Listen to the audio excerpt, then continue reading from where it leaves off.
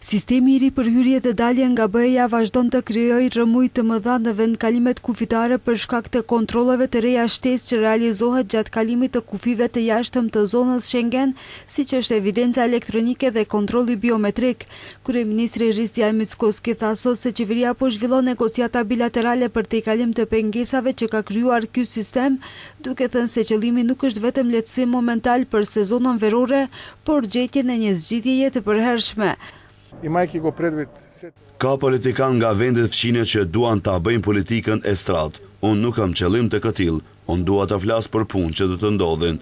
Në bazë të atyre negociatave vlerësoj se në bazë të nivelit bilateral do të tejkalohen këto pengesa, por jo vetëm për sezonën e verës. Ne kërkojmë zgjidhje të përgjithshme. Së fundmi oda turistike e Maqedonisë i kërkoi Ministrisë së Turizmit të Greqisë që të shtyjë përkohësisht zbatimin e sistemit në pikat kufitare për qytetarët maqedonas gjatë sezonit të verës, pra në periudhën nga 1 qershori deri më 1 shtator, me qëllim shmangjen e mbi ngarkesave dhe vonesave të mëdha në pikat kufitare. Sistemi i ri për hyrje dhe dalje nga BE-ja ka filluar plotësisht të zbatohet në kufit e jashtëm të BE-s nga 10 prilli, ndërsa parashë regjistrim digjital gjatë hyrjes dhe daljes e vendeve që nuk janë anëtare të Unionit dhe vlen për vendkalimet kufitare toksore, detare dhe aeroporte. Po ashtu me këtë sistem do të përpunohen edhe të dhënat bazë biometrike si që janë gjurmët e gishtrimve dhe fotografit.